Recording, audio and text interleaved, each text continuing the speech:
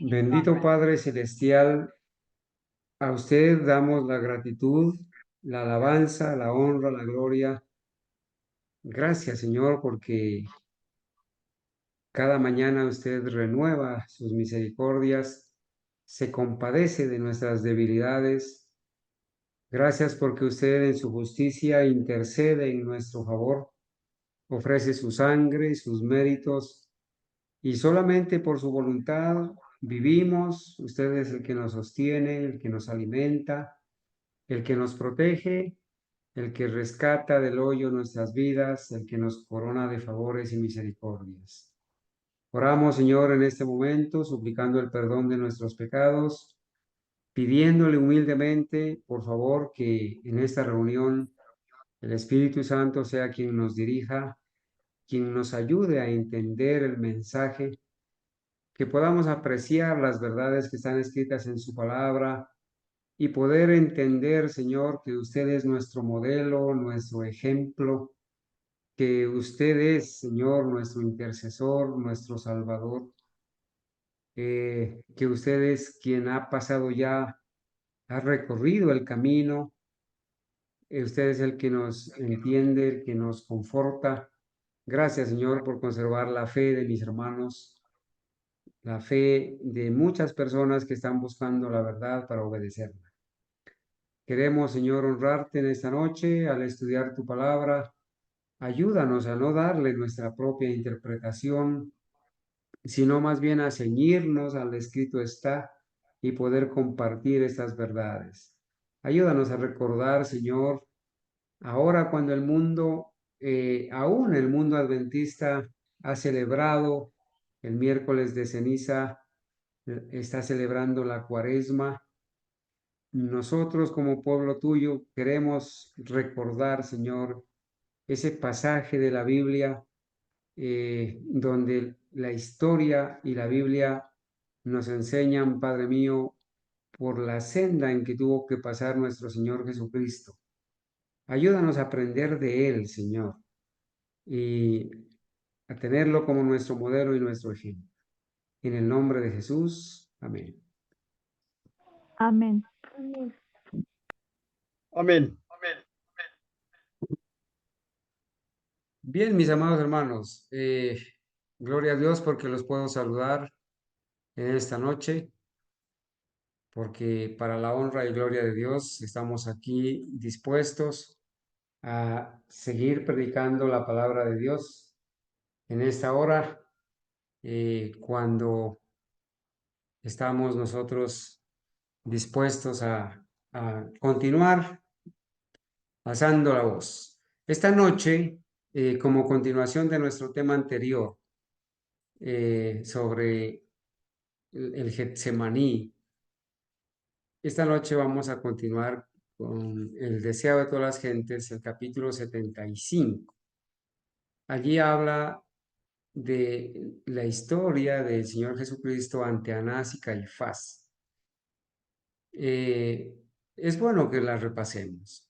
Si yo preguntara en esta noche, de mis hermanos, pueden escoger las tres opciones que les voy a dar. Caifás, ¿qué era? ¿Era fariseo? ¿Era saduceo? ¿O era herodiano? ¿A qué secta pertenecía Caifás? ¿Era fariseo? ¿Era saduceo? ¿O era herodiano? ¿Qué dirían mis hermanos? ¿Fariseo? La hermana Gabriela dice fariseo. ¿Qué dice el hermano Jairo? Fariseo. Fariseo. ¿Qué dice? ¿Alguien más va a opinar? ¿Qué dice la hermana Elisa? ¿Era fariseo, era saduceo o era herodiano? Bueno, vamos a ver, ¿no? Vamos a Era ver. fariseo. Bueno, todos parece que están de acuerdo. ¿Qué era? ¿Si era fariseo o era saduceo o era herodiano? Bueno, vamos a ver esta noche. Por ese detallito pequeñito, quise traer de nuevo esta historia, hermanos, porque vale la pena recordarla. Este servidor le ha puesto al tema de esta noche cuando en los dirigentes religiosos muere la vergüenza y la compasión, porque son palabras tomadas del deseo de todas las gentes de la profeta Elena White, refiriéndose a estos dirigentes religiosos. Cuando en ellos murió la vergüenza y la compasión y trataron como a un criminal al Señor Jesucristo. Lo trataron como lo peor. Y bueno, ya hemos visto en el contexto de las bulas papales cómo se trata a los verdaderos hijos de Dios. Por eso quiero ir rápido, hermanos. Se van a llevar una sorpresa, hermanos, cuando lean en el deseo de todas las gentes que Caifás era saduceo y no creía en la resurrección de los muertos. ¿Sí? Lo vamos a leer por eso. Así que no se preocupen. Yo también antes creía que Caifás era fariseo y me llevé una sorpresa cuando leí aquí. Bueno, este capítulo 75 del Deseo de todas las gentes se llama así, ante Anás y Caifás. Y es tan importante que está registrado en los cuatro evangelios, ¿sí? En los cuatro evangelios, en Mateo, en Marcos, en Lucas y en Juan. Mateo 26, Marcos 14, Lucas 22 y Juan 18, ¿sí? Yo quiero, hermanos, ir esta noche porque ir a revisar este pasaje de la Biblia, porque, hermanos, es muy importante que nosotros tengamos en cuenta una recomendación. Nosotros sabemos que hemos de ser llevados ante las autoridades, ante los jueces, ante los magistrados a dar razón de nuestra fe. Hemos de ser procesados. Muchas veces vamos a ser procesados. En las mismas sinagogas hemos sido procesados. Cuando nos expulsaron de la corporación hemos sido procesados de una manera pues injusta, ¿verdad?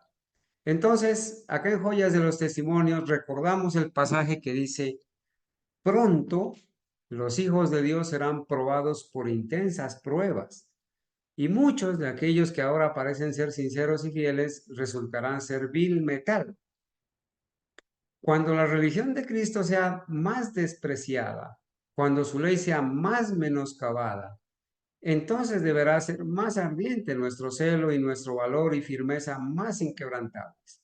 Recuerden, hermanos, cuando la religión de Cristo sea despreciada y su ley menoscabada, entonces nuestro celo debe ser más ardiente, nuestro valor y firmeza más inquebrantables. El permanecer de pie en defensa de la verdad y la justicia cuando la mayoría nos abandone.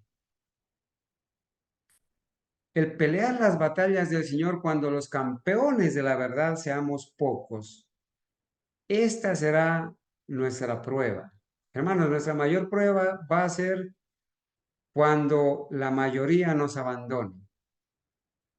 A nosotros, los que somos administradores del grupo El Remanente, a mí personalmente me da mucha tristeza cuando veo que una persona se sale del grupo, se sale del grupo. Por estos días, ese mensaje de que la persona se sale del grupo solamente llega al chat de los administradores. Por estos días hemos visto desfilar, se han ido muchas personas, muchas, muchos nos han abandonado. Hoy salió, la última que hoy salió fue la hermana Mildred, una de las misioneras, ya no está con nosotros. Seguramente mañana, pasado mañana, en unos próximos días, saldrá la otra compañera de ella. Esperamos que no sea así. El permanecer de pie en defensa de la verdad y la justicia cuando la mayoría nos abandone. El pelear las batallas del Señor cuando los campeones de la verdad seamos pocos. Esta será nuestra prueba. En este tiempo debemos obtener calor de la frialdad de los demás, valor de su cobardía y lealtad de su traición. Entonces, hermanos, como nos tenemos que abocar a situaciones muy parecidas a las que pasó el Señor Jesucristo, y como Él es nuestro modelo y ejemplo, pues hemos de revisar este capítulo para recordar lo que al Señor Jesús le tocó vivir, le tocó pasar en ese juicio, ¿verdad? También dice en Mensajes Selectos, puede parecer que la iglesia está por caer. Puede parecer que esta iglesia, el remanente historicista, está por caer, pero no caerá. ella permanece en pie, mientras los pecadores que hay en Sión son tamizados, son zarandeados, mientras la paja es separada del trigo precioso. Es una prueba terrible y sin embargo tiene que ocurrir. Esto forma parte del zarandeo, hermanos. Y esta noche recordamos las palabras del Señor Jesucristo. Él nos dice, Satanás los ha pedido para ser zarandeados, como a trigo, pero yo he rogado por ustedes para que vuestra fe no falte. Conforme vaya acercándose la tempestad, muchos que profesaron creer en el mensaje del tercer ángel, pero que no fueron santificados por la obediencia a la verdad, abandonarán su fe e irán a engrosar las filas de la oposición. Da tristeza, pero es una realidad. Bueno, entonces, allá en el libro de Mateo, de los 4 pasajes que hablan sobre la concurrencia del Señor Jesucristo ante Anás y Caifás, cuando a estos dirigentes religiosos se les murió la vergüenza y la compasión y actuaron inicuamente contra el, el ser inocente de nuestro Señor Jesucristo. Está registrado en los 4 evangelios, pero yo escogí quizás el de Mateo porque es el que quizás de una manera más amplia los redacta. Así que voy a pedirle el favor a mi hermana Gabriela. Hermana Gabriela, lea por favor los pasajes que están escritos aquí en Mateo 26 del 57 al 63. Y seguidamente está mi hermana Genis también, si es tan amable. Me va a ayudar ella con el siguiente pasaje.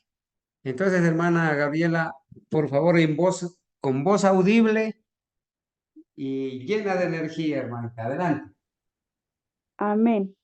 Dice la palabra del Señor. Y ellos, prendido Jesús, le llevaron a Caifás pontífice, donde los escribas y los ancianos estaban juntos. Mas Pedro les seguía de lejos hasta el patio del pontífice. Y entrando dentro, estábase sentado con los criados para ver el fin. Y los príncipes de los sacerdotes, los ancianos y todo el consejo buscaban falso testimonio contra Jesús para entregarle a la muerte, y no lo hallaron, aunque muchos testigos falsos se llegaban. Mas a la postre vinieron 2 testigos falsos que dijeron: Este dijo, puedo derribar el templo de Dios y en 3 días reedificarlo. Y levantándose el pontífice dijo: ¿No respondes nada? ¿Qué testifican estos contra ti? Mas Jesús callaba. Respondiendo el pontífice le dijo: Te conjuro por el Dios viviente que nos digas si eres tú el Cristo, Hijo de Dios. Amén. Muy bien, hermana Gabriela. Bueno, en este pasaje hasta aquí hemos notado varias cositas importantes, ¿no es cierto? Ya el Señor Jesús es prendido en el Getsemaní, lo llevan al pontífice, Caifás, y ahí había una unidad de escribas y ancianos, estaban juntos, ¿cierto? Pedro lo seguía de lejos. En esa hora de crisis, Pedro estaba siguiendo de lejos a Jesús, ¿cierto? Eh, los principales sacerdotes y los ancianos, todo el consejo, ¿qué hacían? Buscaban falso testimonio contra Jesús. Estaban buscando una mentira o unas mentiras para poder acusar a Jesús y matarle, hermanos, ¿sí? Y estaban buscando consejo para poderlo matar. Estaban buscando mentiras para entregarle a la muerte. Como no hallaron, aunque muchos falsos testigos se llegaban, pero al final vinieron 2 testigos falsos que dijeron, tergiversando las palabras, dijeron, este dijo, puedo derribar el templo de Dios en 3 días y reedificarlo. Él se refería a su templo, a su cuerpo, ¿verdad? Pero ellos dijeron, mire, dijeron que iba a derribar el templo y recuerdan que el templo era el templo de Herodes. Allí habían intereses de los fariseos, de los romanos que invirtieron el dinero, de los saduceos. Todo el mundo tenía intereses en el templo. Entonces hicieron causa común, ¿sí? Y levantándose Caifás dijo, ¿no respondes nada? ¿Qué testifican? ¿Qué es lo que están diciendo estos contra ti? ¿No respondes nada? Mas Jesús callaba. Respondiendo el pontífice le dijo, ahora sí, levanta la mano, pone a Dios de testigo y le dice, te conjuro por el Dios viviente que nos digas si eres tú el Cristo, el Hijo de Dios. Hermana Argenis, siga por favor leyendo la siguiente parte.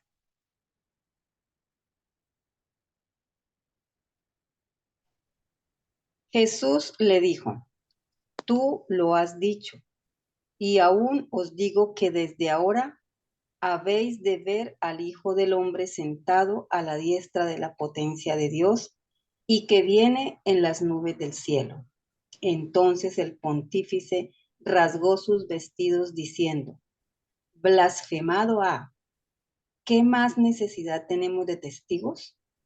He aquí, ahora habéis oído su blasfemia. ¿Qué os parece? Y respondiendo ellos dijeron, culpado es de muerte.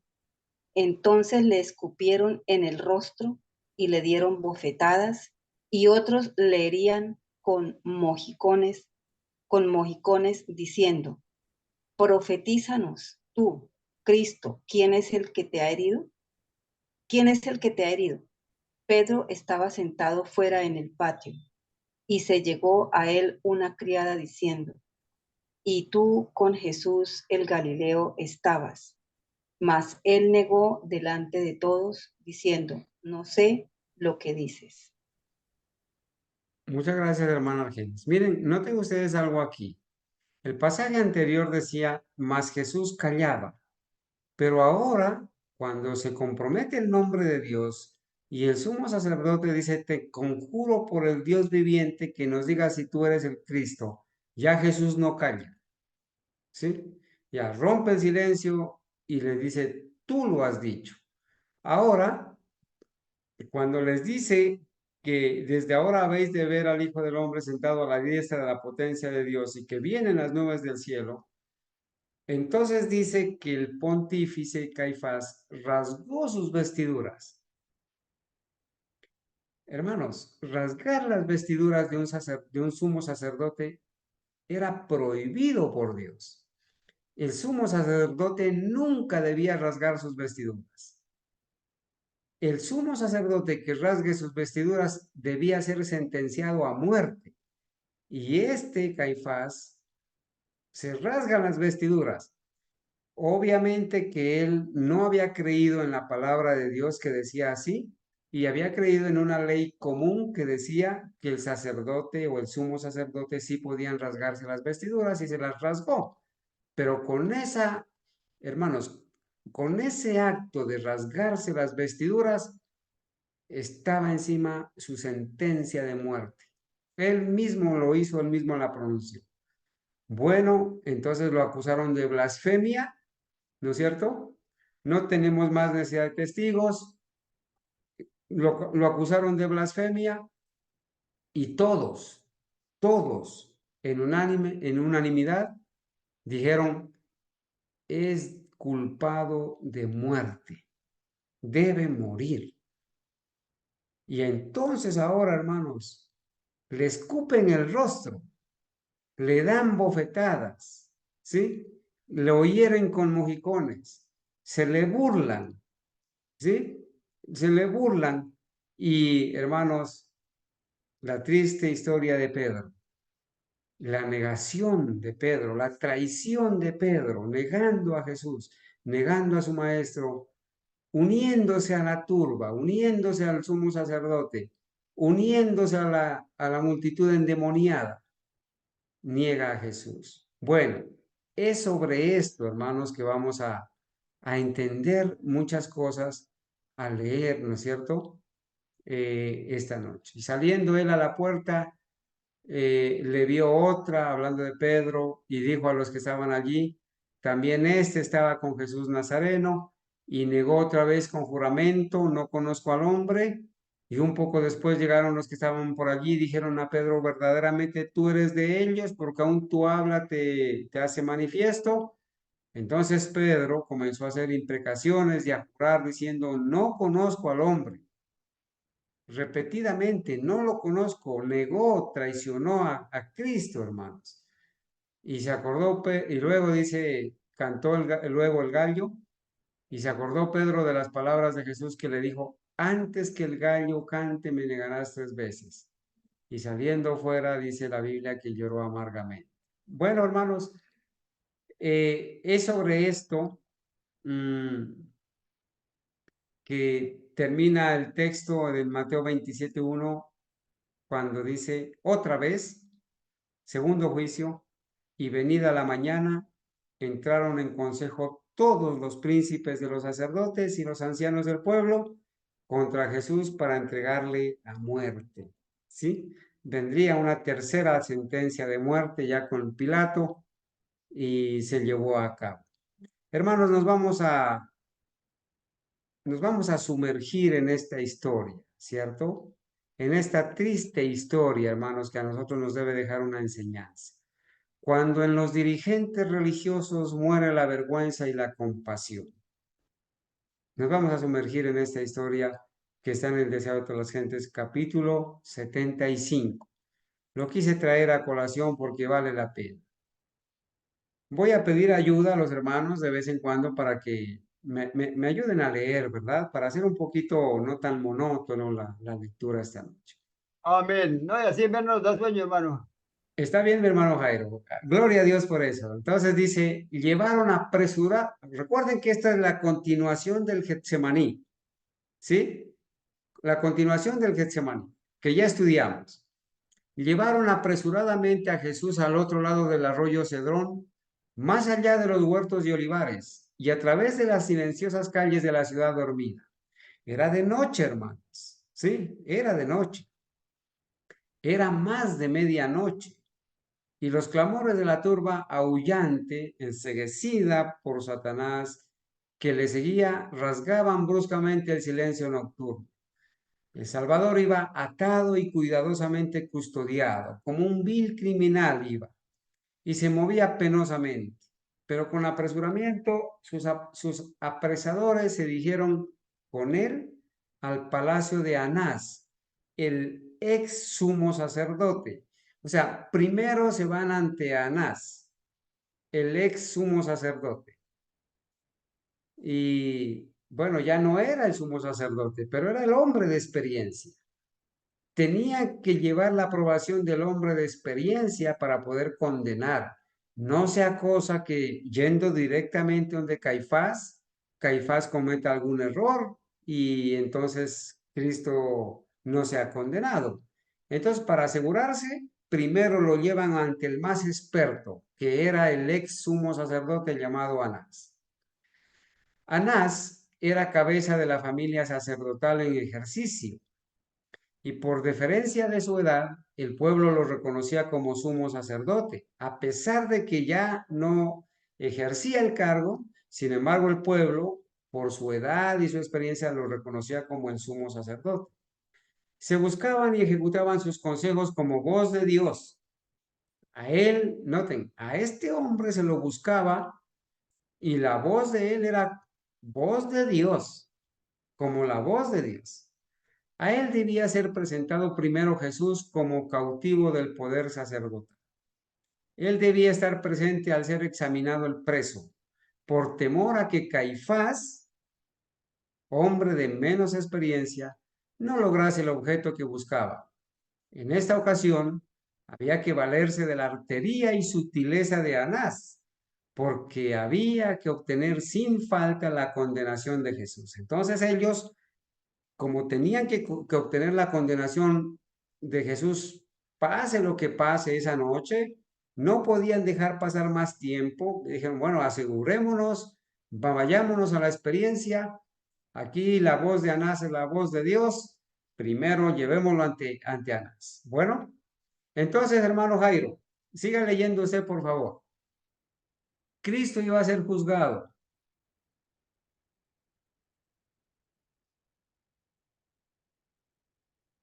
Bueno, no está mi hermano Jairo, no Ya, ya, tiene audio.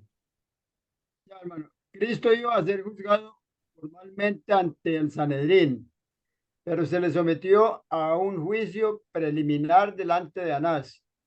Bajo el gobierno romano, el Sanedrín no podía ejecutar la sentencia de muerte. Podía tan solo examinar a un preso y dar su fallo, que debía ser ratificado por las autoridades romanas. Era pues necesario presentar contra Cristo acusaciones que fuesen consideradas como criminales por los romanos. También debía hallarse una acusación que le condenase ante los judíos. Muy bien, hermano Jairo. Miren, entonces aquí hay un elemento adicional.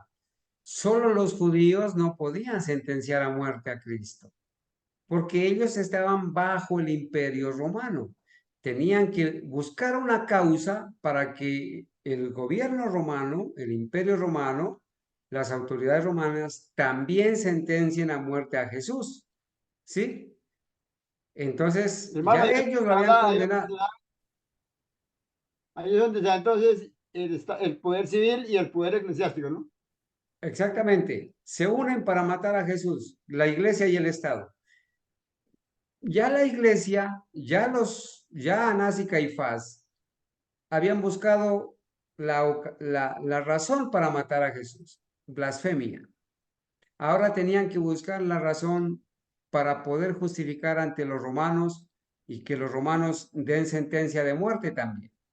No pocos de entre los sacerdotes y gobernantes habían sido convencidos por la enseñanza de Cristo y solo el temor de la excomunión les impedía confesarle. Fíjense que habían muchos entre los sacerdotes y los gobernantes que sí habían sido convencidos por las enseñanzas de Cristo y su doctrina, pero eran cobardes, temían a ser excomulgados, ¿sí? Temían ser expulsados del templo y por eso no confesaban abiertamente a Jesús. Los sacerdotes se acordaban muy bien de la pregunta que había hecho Nicodemo. Miren, esta pregunta es muy importante. En una ocasión, Nicodemo, entre los sacerdotes en esa reunión, dijo algo así: ¿juzga nuestra ley a un hombre si primero no le oye y entendiere lo que él ha hecho? ¿Sí? Nicodemo les había dicho a estos dirigentes religiosos: juzga nuestra ley a un hombre si primero no es escuchado y, y se entiende lo que esta persona ha hecho para condenarlo. Lo van a condenar sin un juicio. Ni aun los romanos hacen eso. Ni aun los católicos hacen eso, porque cuando llamaron a Lutero a la dieta de Worms, era acusado y lo escucharon. Obviamente su sentencia ya había estado firmada, la muerte y la excomunión, aún antes de que él fuera allá. Pero estos por lo menos tuvieron la fineza de escucharlo, ¿verdad? Entonces esta pregunta había producido momentáneamente la disolución del concilio y estorbado sus planes para matar a Jesús.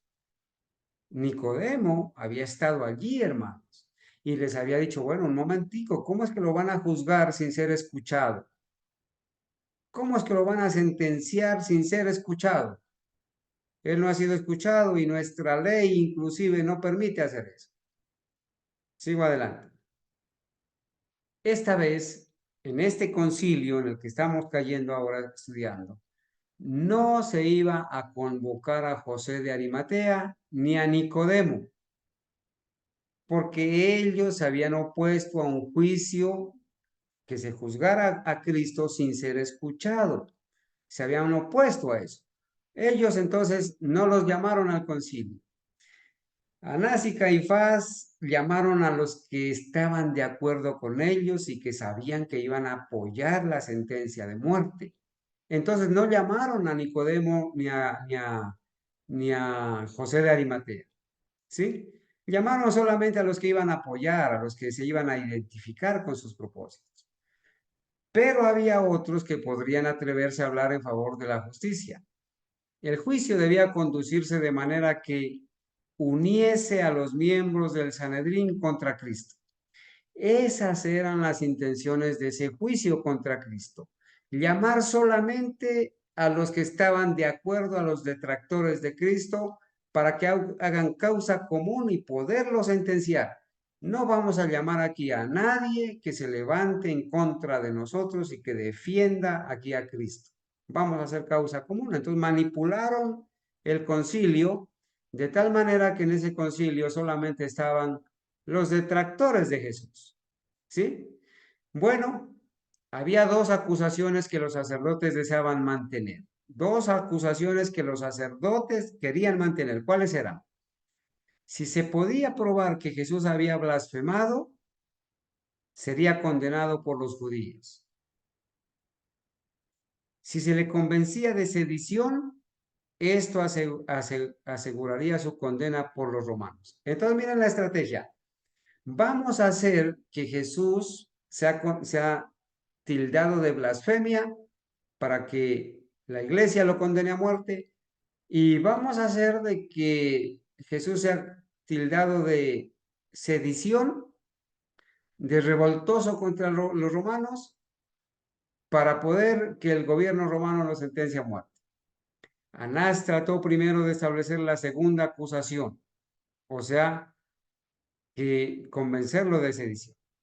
Interrogó a Jesús acerca de sus discípulos y sus doctrinas, esperando que el preso dijese algo que le proporcionara material con qué actuar. Le estaban buscando la caída a Jesús, ¿verdad? Para poderlo acusar. Pensaba arrancarle alguna declaración que probase que estaba tratando de crear una sociedad secreta con el propósito de establecer un nuevo reino. Eso es sedición. Entonces los sacerdotes le entregarían a los romanos como perturbador de la paz y fautor de insurrección. Eso es sedición.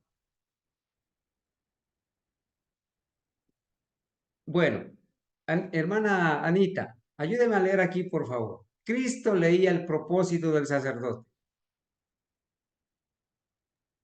Amén. Buenas noches, familia. Buenas noches, hermano. Cristo leía el propósito del sacerdote como un libro abierto, como si discerniese el más íntimo pensamiento de su interrogador.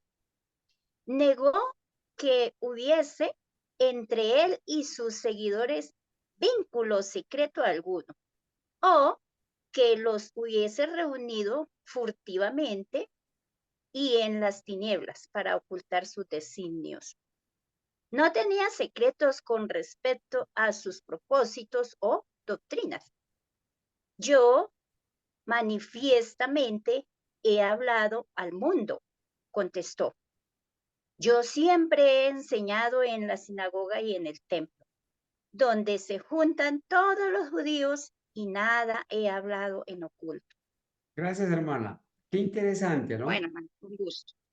Anás quería sacarle en una conversación a Jesús y tildarlo de sedición ante el gobierno de él y sus discípulos, armando una sociedad secreta, un complot contra el gobierno. Y Jesús le dijo, como Jesús sabía la intención de Anás, le dijo, mira, todo lo que yo he dicho lo he dicho públicamente. Yo no he andado aquí entre las ramas. Yo he sido claro y directo, y lo que he tenido que decir lo he dicho públicamente, lo he hecho público. Así que yo no he hablado nada en secreto. ¿Sí? Yo siempre he enseñado en la sinagoga y en el templo, dijo Jesús, donde se juntan todos los judíos, y nada he hablado en oculto. Nada he hablado en oculto. Todo lo que he dicho lo he dicho públicamente. Interesante ese pasaje, ¿verdad? El Salvador puso en contraste su propia manera de obrar con los métodos de sus acusadores. Fíjense, hermanos, fíjense que ahora Cristo les dice, yo he hablado claro, directo y públicamente. pero ustedes se han reunido en secreto, a mis espaldas, y han planeado matarme. Ustedes son los que se están reuniendo en secreto. Durante meses le habían estado persiguiendo, dice la hermana White, procurando entramparle y emplazarle ante un tribunal secreto, donde mediante el perjurio pudiesen obtener lo que les era imposible conseguir por sus medios justos. Ahora estaban llevando a cabo su propósito. El arresto a medianoche, el arresto a medianoche por una turba, las burlas y los ultrajes que se le infligieron antes que fuese condenado o siquiera acusado, era la manera de actuar de ellos y no de él. Así están actuando ustedes, les digo, en secreto, a mis espaldas, arrestándome a medianoche, burlándose y ultrajándome, inclusive antes de ser condenado o siquiera acusado. Su acción era una violación de la ley. Ellos estaban violando la ley antes que Jesús. Jesús no violó la ley. Sus propios reglamentos declaraban que todo hombre debía ser tratado como inocente hasta que su culpabilidad fuese probada. Martín Lutero dijo: pruébeseme que estoy en el error con las Sagradas Escrituras y yo me voy a retractar. Por sus propios reglamentos, los sacerdotes estaban condenándose a sí mismos.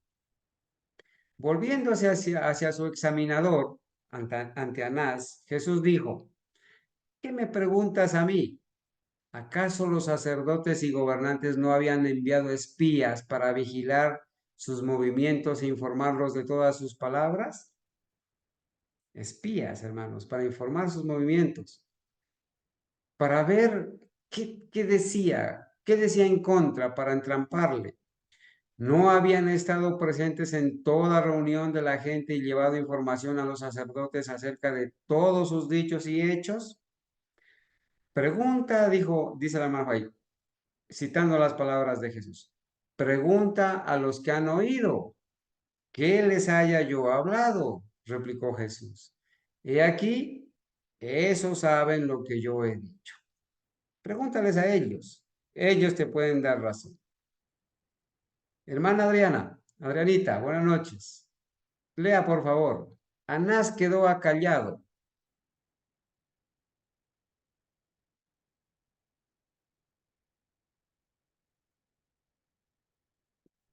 Hermana Gabriela.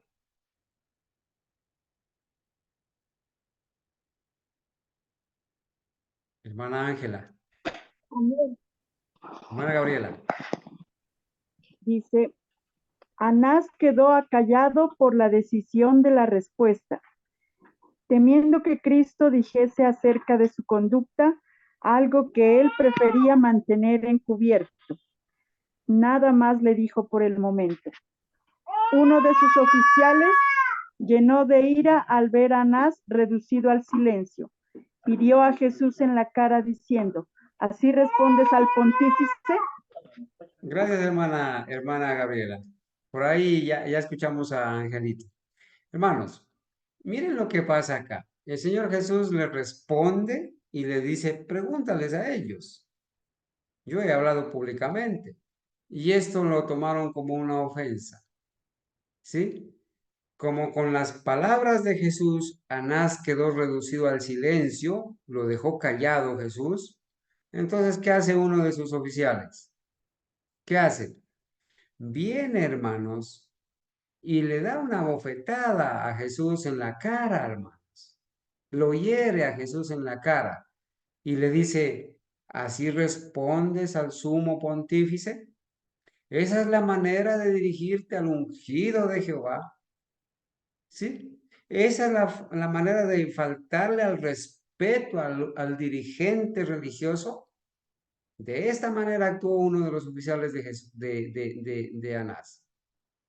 Cristo replicó serenamente: si he hablado mal, da testimonio del mal. Y si he hablado bien, ¿por qué me golpeas? ¿Por qué me hieres? No pronunció hirientes palabras de represalia, Su serena respuesta brotó de un corazón sin pecado, paciente y amable, prueba de provocación, ejemplo para seguir, ¿verdad? Digno de imitar. Cristo sufrió intensamente bajo los ultrajes y los insultos, en manos de los seres a quien había creado y en favor de los cuales estaba haciendo un sacrificio infinito, recibió toda indignidad. Hermanos, más tarde cuando leamos un pasaje se van a dar cuenta de lo que fueron capaces de hacer. Y sufrió en proporción a la perfección de su santidad y su odio al pecado. El ser interrogado por hombres que obraban como demonios le era un continuo sacrificio. Hermanos, para el Señor Jesucristo, noble, puro, inocente, el ser interrogado por hombres que obraban como demonios, demonios en forma de personas, interrogando a Jesús. Al ser interrogado por hombres que obraban como demonios, le era un continuo sacrificio.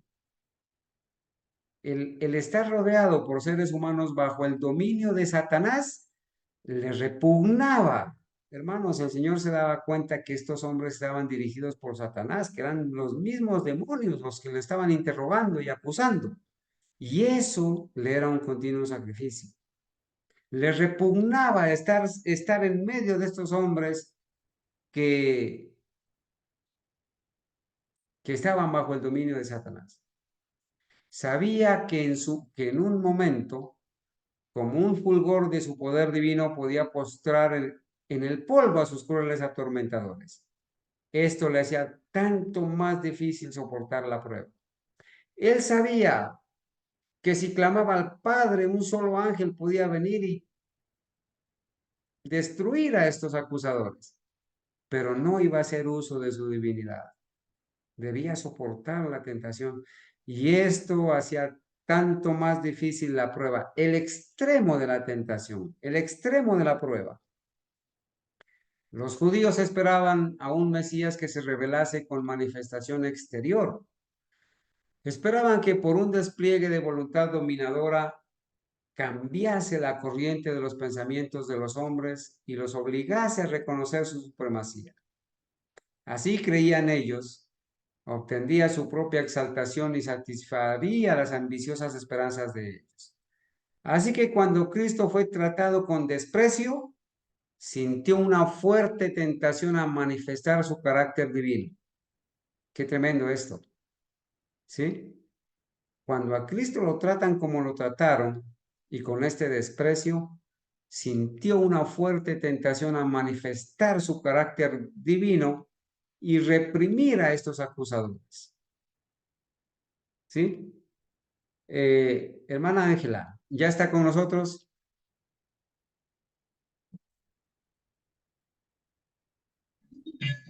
Sí, hermano, lo que pasa es que estoy por acá en la calle, Tranquila, hay mucha música. está bien, tranquila, no se preocupe. Bueno, hermano Jairo, lea por favor, por una palabra. Por una palabra, por una mirada, podía obligar a sus perseguidores a confesar que era Señor de reyes y gobernantes, sacerdotes y templo. Pero le incumbía la tarea difícil de mantenerse en la posición que había elegido como uno con la humanidad. Tarea difícil, no podía hacer uso de su divinidad. ¿Cómo diríamos en nuestro tiempo? ¿Cómo diríamos? Tuvo que aguantarse las ganas de reprimir a estos demonios, ¿sí? Tuvo que controlarse, tuvo que ejercer dominio propio. Los ángeles del cielo presenciaban todo movimiento hecho contra su amado general. Hermanos, los ángeles estaban contemplando esto, ¿sí? Acusándolo, golpeándole y haciéndole todo lo que le hicieron. Los ángeles estaban contemplando. Anhelaban librar a Cristo. Bajo las órdenes de Dios, los ángeles son todopoderosos. En una ocasión, dice, en obediencia a la orden de Cristo, mataron en una noche a 185,000 hombres del ejército asirio, los ángeles. Cuán fácilmente los ángeles que contemplaban la ignominiosa escena del juicio de Cristo podrían haber testificado su indignación consumiendo a los adversarios de Dios, pero no se les ordenó que lo hiciesen, no se les permitió. El que podría haber condenado a sus enemigos a muerte, soportó su crueldad. Su amor por su Padre y el compromiso que contrajera desde la creación del mundo de venir a llevar el pecado, le indujeron a soportar sin quejarse el trato grosero de aquellos a quienes había venido a salvar. Debía soportarlo. Era parte de su misión soportar en su humanidad, como nosotros, todas las burlas y los ultrajes que los hombres pudiesen acumular sobre él. Qué terrible situación. La única esperanza de la humanidad estribaba en esta sumisión de Cristo a todo el sufrimiento que el corazón y las manos de los hombres pudieran infligir. Hermanos, ¿qué opinan de esta situación? Hermanos, opinen por favor. ¿Qué hubiera hecho usted si hubiera estado ahí presente? ¿Qué opinan, hermanos, de la actitud que tomó el Señor Jesucristo en esta ocasión?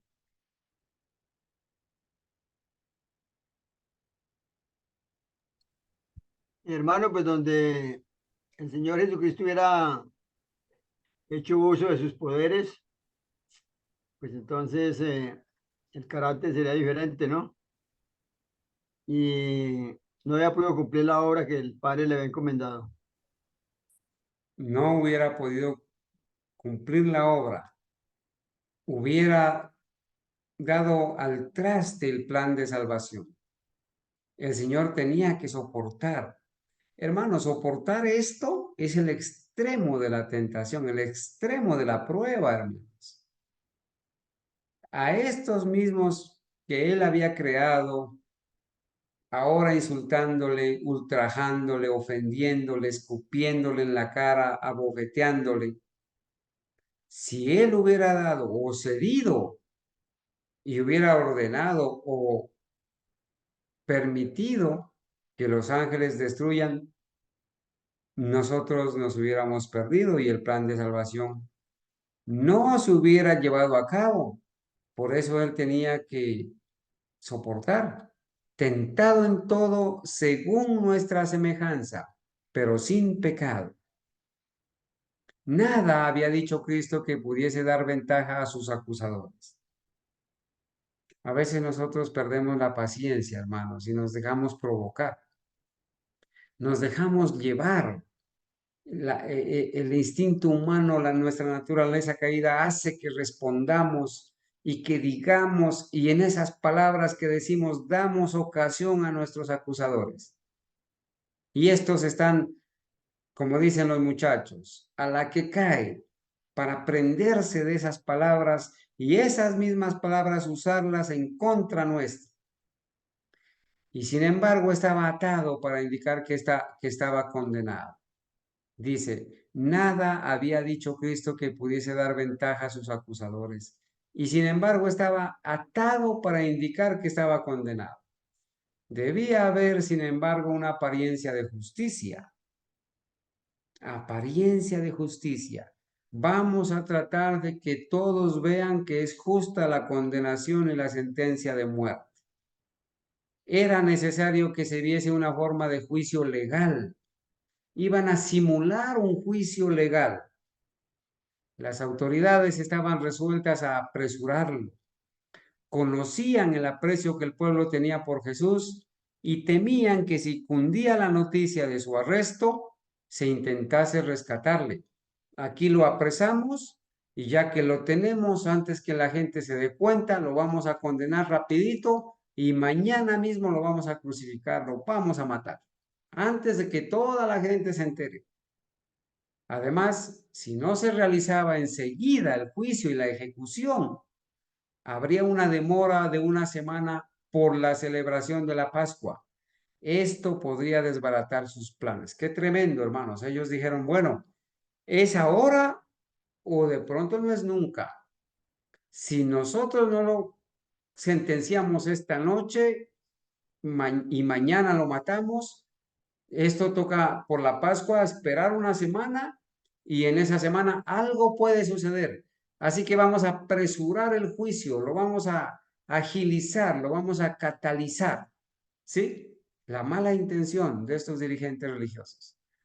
Para conseguir la condenación de Jesús, dependía mayormente del clamor de la turba, formada en gran parte por el populacho de Jerusalén.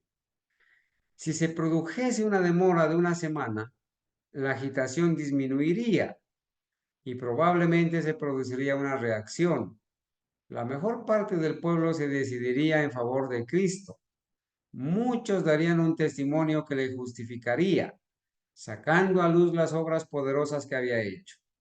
Esto excitaría la indignación popular contra el Sanedrín. Sus procedimientos quedarían condenados y Jesús sería libertado. Y recibiría nuevo homenaje de las multitudes. Los sacerdotes y gobernantes resolvieron, pues, que antes que se conociese su propósito, Jesús fuese entregado a los romanos. Tenían malas intenciones, ¿no? De verdad que tenían malas intenciones, malos propósitos. Pero ante todo, había que hallar una acusación. Tocaba buscar una acusación como sea.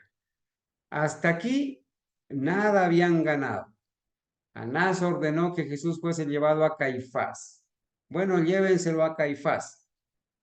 Este pertenecía, ¿cómo dice? A ver los que leyeron. A Caifás. Dice Anás, aquí voy a señalar, hermanos. Anás ordenó que Jesús fuese llevado a Caifás, ante Caifás. Este Caifás pertenecía a los saduceos, algunos de los cuales eran ahora los más encarnizados enemigos de Jesús. Hermanos, los saduceos, a los cuales pertenecía Caifás, ahora eran de los peores enemigos de Jesús, los saduceos, porque los saduceos no creían en la resurrección de los muertos y Jesús había resucitado a Lázaro. Sí, había resucitado a otras personas. Resulta de que ahora los saduceos eran los peores enemigos de Jesús y entonces se lo llevaron de Anás, lo llevaron a Caifás. Y dice el deseo de todas las gentes, o sea, Caifás, pertenecía a los saduceos, algunos de los cuales eran ahora los más encarnizados enemigos de Jesús. Él mismo, aunque carecía de fuerza de carácter, Caifás era tan severo, despiadado e inescrupuloso como Anás. No dejaría sin probar medio alguno de destruir a Jesús.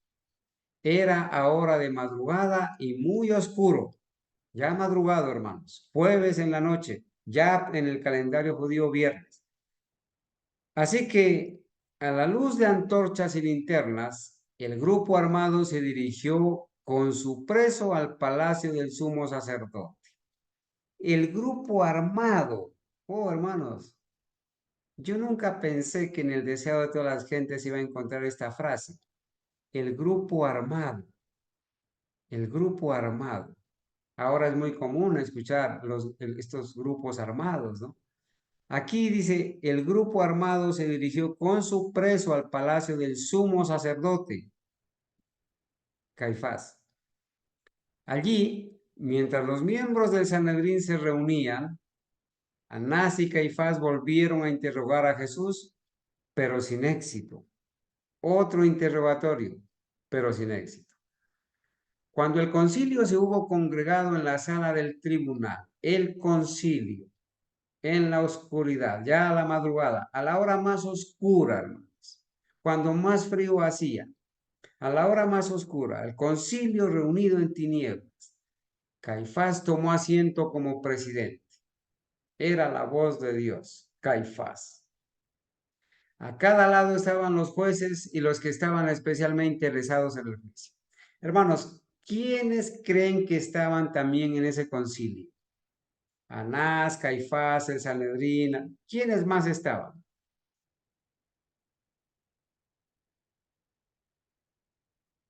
¿Escucho, hermanos?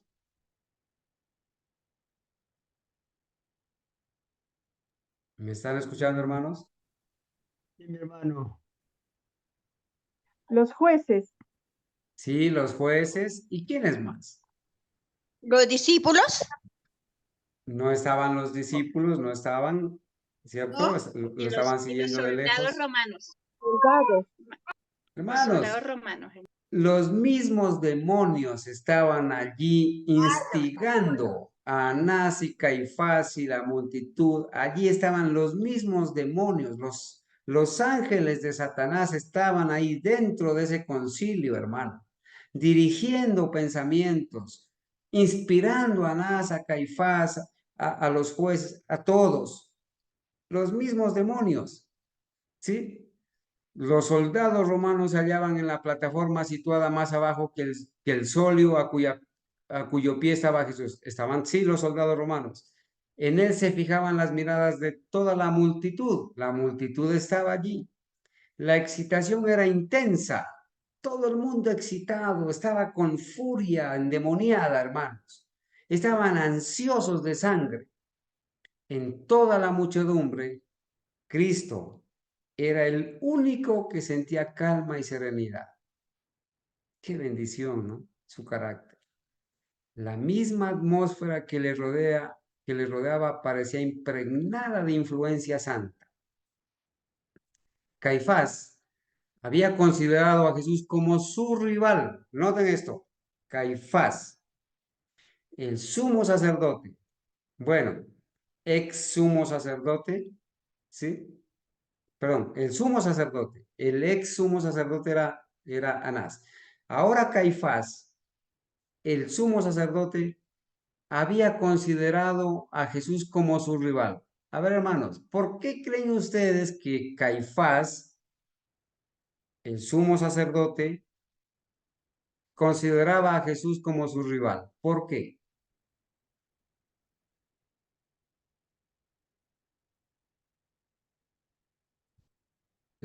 Si lo consideraba su rival, pues lo odiaba, le tenía envidia, le tenía celos, le tenía resentimiento. ¿Por qué? Mire, la avidez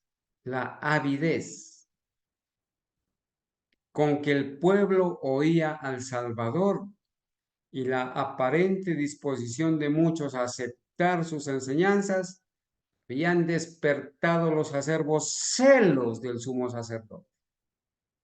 Este sumo sacerdote estaba celoso de Jesús, porque Jesús enseñaba sana doctrina, porque enseñaba con autoridad y mucho pueblo oía al Salvador y muchos estaban dispuestos a aceptar sus enseñanzas. Entonces este Caifás estaba celoso. El autor de los celos y de la envidia es Satanás. Estaba dirigido por Satanás, ¿sí? Pero al mirar Caifás al preso, le embargó la admiración por su porte noble y digno. Sintió la convicción de que este hombre era de filiación divina. Al instante, sin embargo, al instante siguiente desterró despectivamente este pensamiento. Caifás sabía que Jesús era inocente, que era noble, ¿sí? Que era una persona digna, pero inmediatamente retiró su pensamiento de eso. Inmediatamente dejó oír su voz en tonos burlones y altaneros, exigiendo que Jesús realizase uno de sus grandes milagros delante de ellos. Le pidió milagros, pero sus palabras cayeron en los oídos del Salvador como si no las hubiese percibido. La gente comparaba el comportamiento excitado y maligno de Anás y Caifás con el porte sereno y majestuoso de Jesús. Aún en la mente de aquella multitud endurecida, se levantó la pregunta. Entre la multitud se preguntaban, ¿Será condenado como criminal este hombre de presencia y aspecto divinos? Entre la misma multitud se preguntaban a esos, ¿sí? Hermana Anita, lea, por favor. Al percibir Caifás, Sí, hermano. Dice, al percibir Caifás la influencia que reinaba, apresuró el examen. Los enemigos de Jesús se hallaban muy perplejos. Estaban resueltos a obtener su condenación, pero no sabían cómo lograrla. Los miembros del concilio estaban divididos entre fariseos y saduceos. Había acerba aminosidad y controversia entre ellos, y no se atrevían a tratar ciertos puntos en disputa por temor a una rencilla. ok, hermanita, gracias. Miren, ese concilio que iba a condenar a Jesús estaba compuesto por fariseos y por saduceos. Entre ellos, ellos eran enemigos, hermano. Ellos eran distanciados, pero ahora se unieron, los enemigos se unen para hacer causa común contra Jesús. ¿Sí? Entonces, Caifás, ¿qué hizo? Apresuró el examen, adelantó las cosas. Vamos rápido a condenar a Jesús. ¿Sí? Estaban muy perplejos los enemigos de Jesús, pero de todas maneras estaban resueltos a obtener su condenación. No sabían cómo hacerlo. Entre ellos, inclusive, como eran enemigos, cualquier cosa podía dar lugar a una rencilla. Con unas pocas palabras, Jesús podría haber excitado sus prejuicios de unos contra otros, y así se habría apartado de sí la ira de ellos. Caifás lo sabía y deseaba evitar que se levantase una contienda entre ellos, entre saduceos y fariseos. Había bastantes testigos para probar que Cristo había denunciado a los sacerdotes y escribas, que los había llamado hipócritas y homicidas, pero este testimonio no convenía. Los saduceos habían empleado un lenguaje similar en sus agudas disputas con los fariseos. Eran enemigos entre ellos, pero Caifás estaba evitando que algo se diga para que se levante una rencilla entre ellos y se pierda el objetivo. Eran enemigos, habían estado en desacuerdo, se habían peleado entre ellos, habían habido rencillas, pero ahora se habían unido en causa común, habían hecho ecumenismo, se habían olvidado de sus diferencias y todos contra Cristo. No importa quiénes seamos, si nos peleamos antes, si nos distanciamos antes, si somos enemigos antes, ahora nos vamos a unir todos contra Cristo. Y un testimonio ante tal no habría tenido peso para los romanos, a quienes disgustaban las pretensiones de los fariseos. Había abundantes pruebas de que Jesús había despreciado las tradiciones de los judíos y había hablado con irreverencia de muchos de sus ritos. Miren que Jesús había despreciado las tradiciones de los judíos y había hablado con irreverencia de muchos de sus ritos. Jesús les había dicho, sí, fariseos hipócritas, que recorren cielo y tierra para buscar un prosélito, o sea, un seguidor. Y una vez que lo encuentran, lo vuelven 2 veces más hijo del infierno que vosotros. Eso les había dicho Jesús. Pero acerca de la tradición, los fariseos y los saduceos estaban en conflicto. Y estas pruebas no habrían tenido tampoco peso para los romanos. Los enemigos de Cristo no se atrevían a acusarle de violar el sábado, no fuese que un examen revelase el carácter de su obra. Claro, estos no se atrevían a acusar a Jesús de que en ese momento, ¿no? No se atrevían a acusar de violar el sábado, porque si lo hubieran acusado y Jesús hubiera hecho un examen de lo que ellos estaban haciendo con el sábado, ustedes me acusan a mí de violar el sábado, pero ustedes en sábado se están reuniendo y están decidiendo matarme. En sábado me están apedreando. Han recargado el sábado con más de 400 normas. Entonces ellos como tenían, dicen acá en Colombia, como tenían rabo de paja, no se atrevían a caminar entre el fuego. Si se sacaban a relucir sus milagros de curación, se frustraría el objeto mismo que tenían en vista los sacerdotes. Si se lo acusaba a Jesús de que había sanado en sábado, bueno, eso iba a frustrar el objeto mismo que tenían en vista los sacerdotes. Habían sido sobornados. Ahora sí, hermanos, Anás y Caifás, para lograr su objetivo, van a sobornar a las personas. Van a sobornar personas para que testifiquen en contra de Jesús. Habían sido sobornados falsos testigos para que acusasen a Jesús de incitar a la rebelión y de procurar establecer un gobierno separado. Esto era una gran mentira. El Señor Jesús nunca hizo nada en secreto, ni hizo sociedades secretas para oponerse al gobierno romano. El Señor había dicho, mi reino no es de este mundo, dar al César lo que es del César. Sí, pero ahora Anás y Caifás van a sobornar falsos testigos. ¿Qué les dieron? ¿Qué les darían? ¿Qué les darían? ¿Con qué los comprarían? ¿Sí?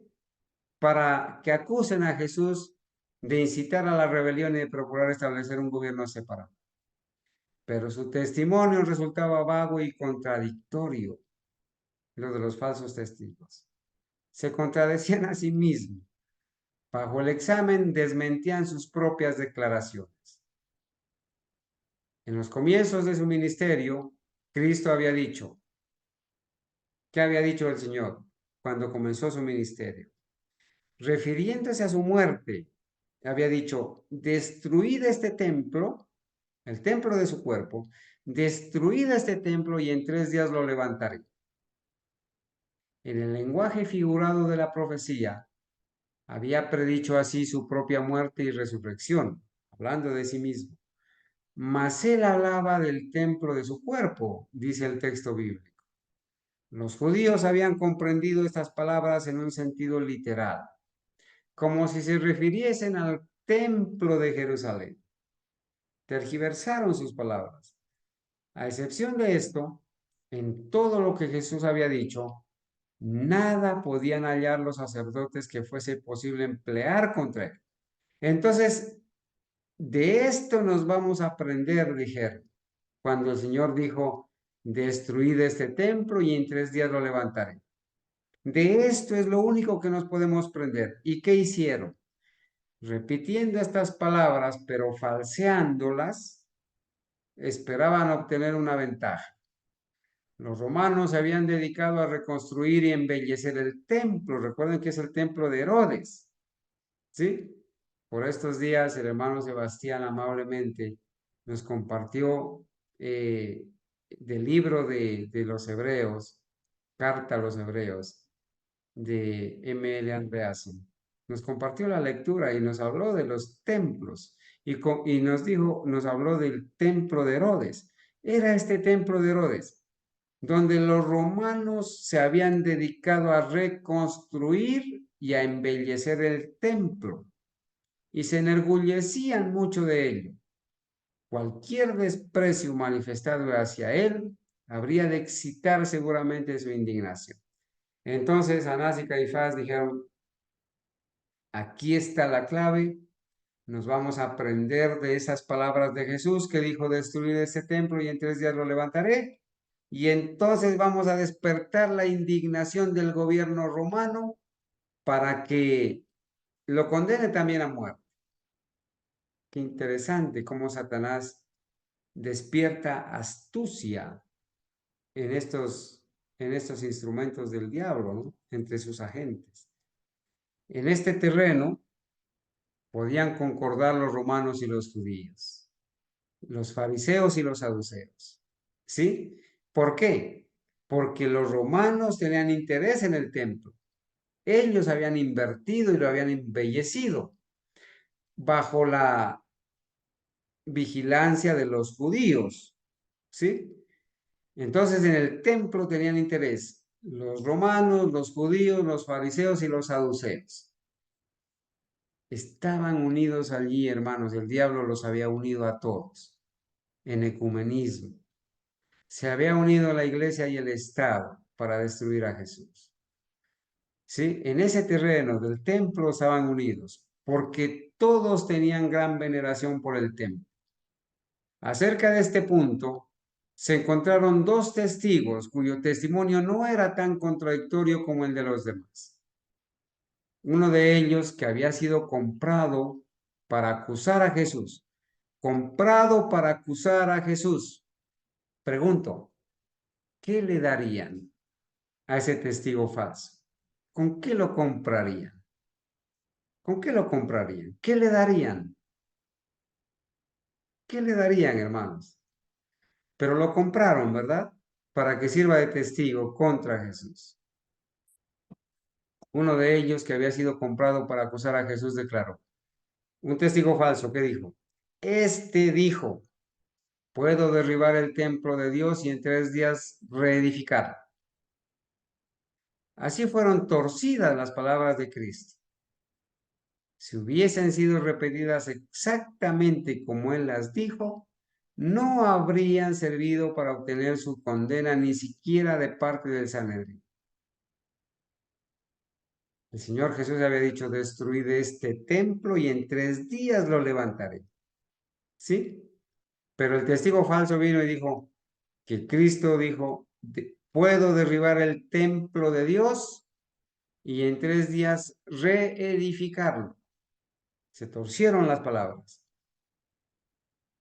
Si Jesús hubiese sido un hombre como los demás, según aseveraban los judíos, su declaración habría indicado tan solo un espíritu irracional y jactancioso, pero no podría haberse declarado blasfemo.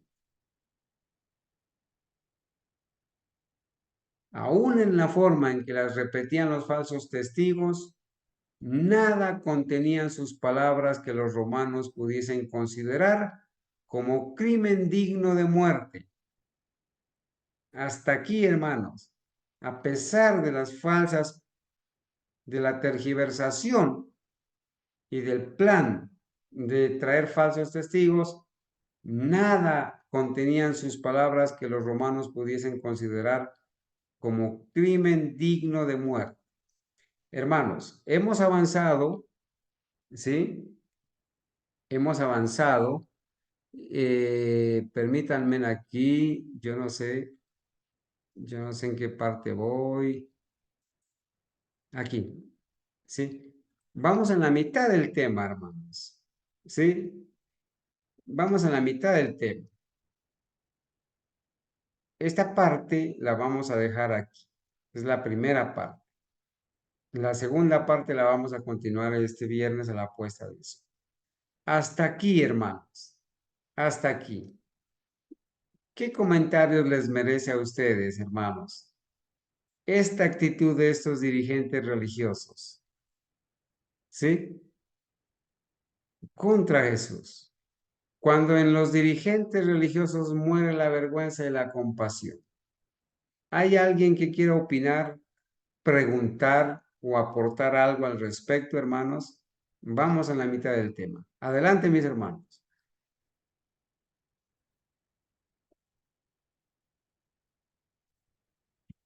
¿Cómo les parece hasta aquí la actuación de estos dirigentes religiosos? Hermano, sí, siempre que uno, si no está uno bien cimentado en lo que ha creído, en lo que está, en lo que, sí, en lo que es las enseñanzas de la palabra y el Espíritu de profecía.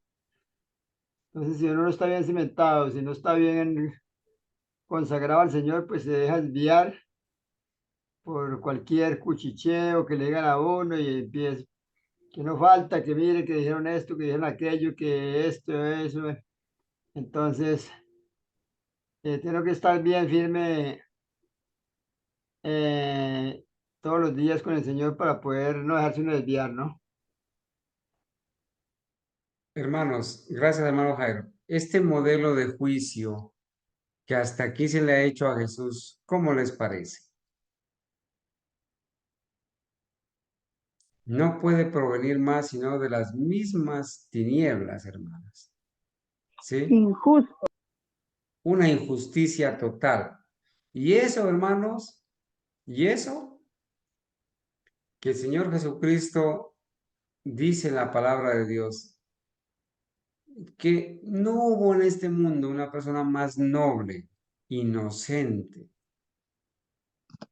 que no hubo engaño en su boca, más leal, ejemplo en todo, sin mancha, sin contaminación. Aún así, hermanos, los poderes del diablo, hermanos, los poderes de las tinieblas se unieron para entrampar a Jesús y hacer en un concilio en las horas de la noche, poderle sentenciar en una sola noche, hermanos. Fue acusado, fue condenado, fue sentenciado, fue golpeado, fue vituperado. Y en menos de 24 horas, hermanos, el creador del universo estaba ya, hermanos, muerto en menos de 24 horas. ¿Cómo actúa, hermanos, el diablo? Bueno, hermanos, Hermano Carlos, hermana yo, Anita, yo, yo quería, bueno, también podemos notar en cuanto a esta lectura que todo lo que ha pasado en los años atrás, en la iglesia primitiva, em, veo que cuando Wycliffe, Juanus y Jerónimo, también ellos, o sea, se unió el sistema papal, se unía al pueblo para hacer que los llevaran a la hoguera lo más pronto posible. Entonces hay un poder, hay una unión, pues vemos, como lo lee el hermano Carlos, que está dominando el Satanás, ¿verdad? Entonces vemos que desde los tiempos antiguos, sucesivamente a través de los tiempos, ha habido, se repite la historia, ¿sí? Y se seguirá repitiendo, hermano. Entonces la valentía de ellos como la valentía del Señor Jesús, pues es algo muy similar, hermano. así es, hermana Anita. Y yo les iba a hacer una pregunta. ¿Ustedes creen que este espíritu que gobernó a estos dirigentes religiosos, y nos hace falta estudiar todavía la segunda parte para demostrar cómo en estos dirigentes religiosos de la época se murió la vergüenza y la compasión? ¿Ustedes creen que este espíritu satánico que ha dirigido estos concilios se ha terminado? Hermanos, esto no se ha terminado. Y es más, Ahora está más despierto que nunca, hermano Carlos, ese espíritu demoníaco. exactamente, se ha multiplicado esta situación. Y nosotros, como hijos de Dios, hermanos, nos tendremos que ver abocados ante los concilios. Recuerden que el conflicto no ha terminado y que la hora de prueba, la mayor hora de prueba está por llegar, hermanos. Y ahora, hermanos, nosotros nos tenemos que preparar para acudir ante los concilios, donde el mismo Satanás reina, el mismo Satanás dirige. Nos tendremos que ver abocados, hermanos, a ser condenados, difamados, a ser objeto de falsos testigos, de ser traicionados inclusive, y en menos de 24 horas, hermanos, ser sentenciados. Tendremos que pasar por este camino que el Señor ya pasó. Pero gloria a Dios, hermanos, que esto está escrito y que nosotros podemos aprender de esta situación. No, no esperemos ni bondad ni compasión de nadie.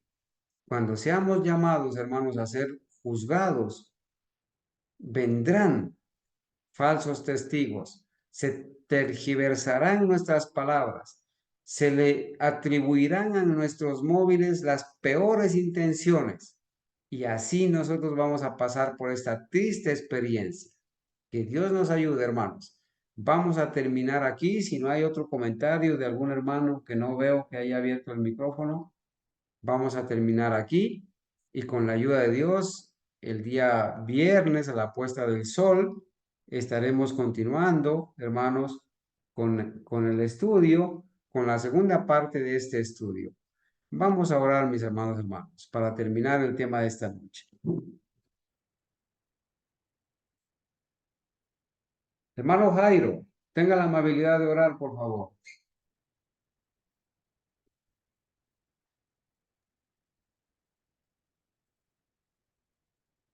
Amén.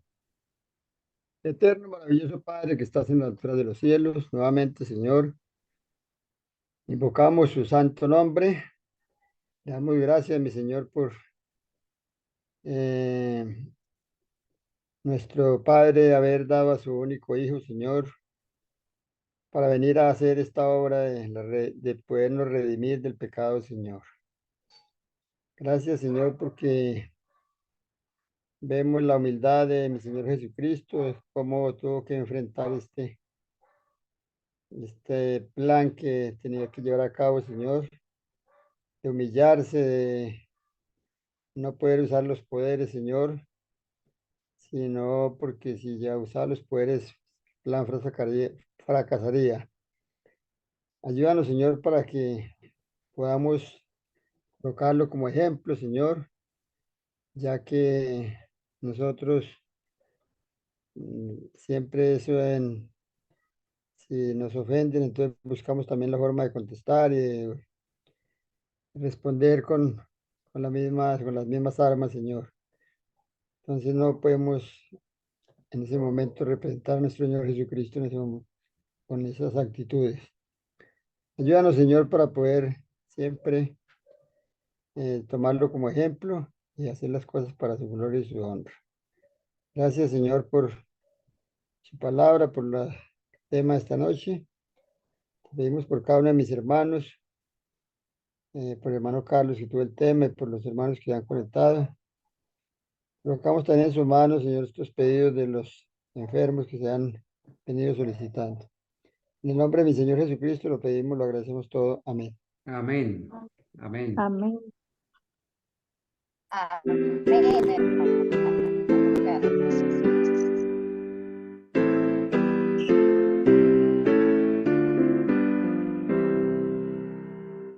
Castillo fuerte es nuestro Dios, defensa y buen escudo.